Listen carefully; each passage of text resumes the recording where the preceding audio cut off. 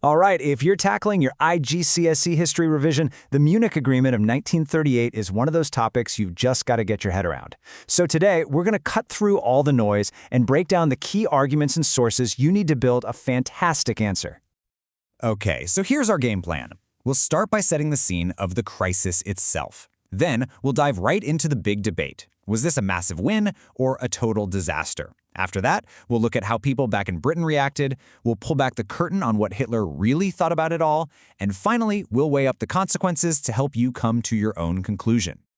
First up, let's get the context right. To really understand the arguments around Munich, you have to feel that pressure cooker atmosphere in Europe back in 1938. Things were tense. And this just shows you how fast everything happened. I mean, we're talking about a few short weeks where Europe went from staring down the barrel of another world war to signing this major international deal. But here's the real kicker. Look at who wasn't at the table. Czechoslovakia, the very country whose fate was being decided, wasn't even invited. Okay, before we go a single step further, we have to lock in this key term, because you're going to see it everywhere in your exams: appeasement. You have to understand, this wasn't just a random decision. It was the entire strategy, the whole philosophy behind Britain's approach to Hitler at the time. So, what was the actual deal? Well, it was pretty simple, on the surface at least. Hitler gets to take over the Sudetenland, this really important German-speaking part of Czechoslovakia. And in return, the leaders of Britain and France get a piece of paper signed by Hitler promising that this is it. He's done, he doesn't want any more territory in Europe. It was territory in exchange for a promise of peace. And that brings us to the absolute heart of the matter. This is the big question that you are almost guaranteed to face in one form or another. Was the Munich Agreement a brilliant moment that saved the peace, or was it just a catastrophic failure? You know, this wasn't clear-cut at all. People back then were at each other's throats over it, and historians have been arguing about it ever since. There's some really strong evidence on both sides, so let's break it down. This is the whole debate in a nutshell. On one side, you have the argument that, hey, this thing stopped a world war. It brought relief to millions of people who thought they were days away from being bombed. But on the other side, you have this really damning view that it was nothing but a cowardly surrender that sacrificed a friendly nation and just made Hitler even bolder. So, in the Victory for Peace corner, you have the Prime Minister himself, Neville Chamberlain. Imagine the scene. He gets off the plane back in London, he holds up this piece of paper, and he tells the crowds he's brought back peace for our time. He didn't just think he'd avoided war, he thought he'd done it with honor. But then, almost immediately, you get this absolutely bone-chilling response from Winston Churchill. He stands up in Parliament and sees the exact opposite. No honor, no victory, just a total defeat. And he warns everyone, this isn't the end of the trouble, this is just the beginning. You just can't get two more different reactions, can you? So you had the politicians completely split. But what about the regular people in Britain? Were they all celebrating in the streets, or did they share some of Churchill's dark warnings? Well, at first, the headlines were just electric. I mean, look at this. Your children are safe. You can just feel the massive sigh of relief from a whole country that had been preparing for gas attacks. For a moment, Chamberlain was an absolute hero. He'd stared war in the face and brought back peace. But underneath all the cheering and the celebratory newspaper articles, there was this nagging question. Okay, great, we avoided a war. But did anyone actually trust the guy at the center of it all? Did they believe Hitler's promise? And wow, look at this.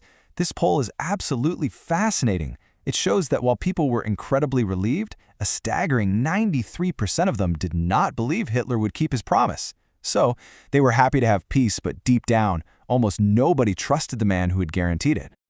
So the big takeaway here is that you can't just say the British people were happy. It was way more complicated than that. It was this weird mix of genuine, heartfelt relief that their families were safe, but at the same time, this deep, deep suspicion that the peace was built on a lie.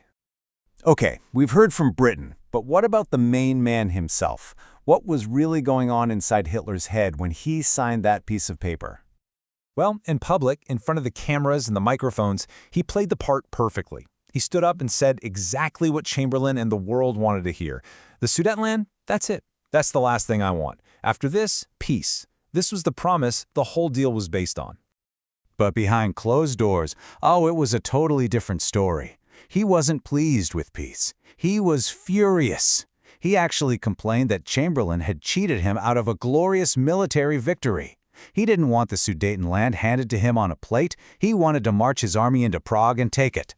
And then you get this quote from just a few months later, and it just says it all. He called the leaders he just negotiated with little worms. In his mind, their willingness to compromise and avoid a war wasn't a sign of reason or strength. It was weakness, pure and simple, and it just confirmed to him that he could push them around. All right, let's pull all of this together. When the dust settled, when we look back with all this evidence, what was the real legacy of the Munich Agreement? What were the true consequences? First, and we can't forget this, the immediate cost was absolutely devastating for Czechoslovakia. Just look at these numbers. They didn't just lose a bit of land. They lost all their border defenses, their castle walls, essentially. They lost the majority of their coal, their power, their industry. The country was completely crippled, hollowed out overnight. But, and this is a huge but for any top-grade essay, there is the other side of the coin. Chamberlain's own military chiefs were telling him that Britain just wasn't ready to fight a war in 1938. So the argument goes that Munich, as horrible as it was for the Czechs, bought Britain and its allies precious time, maybe a year, to rearm and get ready for the fight that was coming. In the end, though, the peace was a fantasy. In March 1939, just 6 months later, Hitler completely broke his promise. His armies didn't just stay in the Sudetenland. They rolled into the rest of Czechoslovakia and took the whole thing. Churchill had been right. Appeasement hadn't worked. It had failed. So, this is the big question you need to wrestle with for your revision. This is the debate you need to have in your head. Was the Munich Agreement a shameful act of cowardice that betrayed an ally and fed the crocodile hoping he'd eat you last, or was it a grim but necessary choice? A strategic delay that bought the time Britain desperately needed to stand a chance in the world war that was now unavoidable. As we've seen, there are strong arguments for both sides. The final verdict is up to you.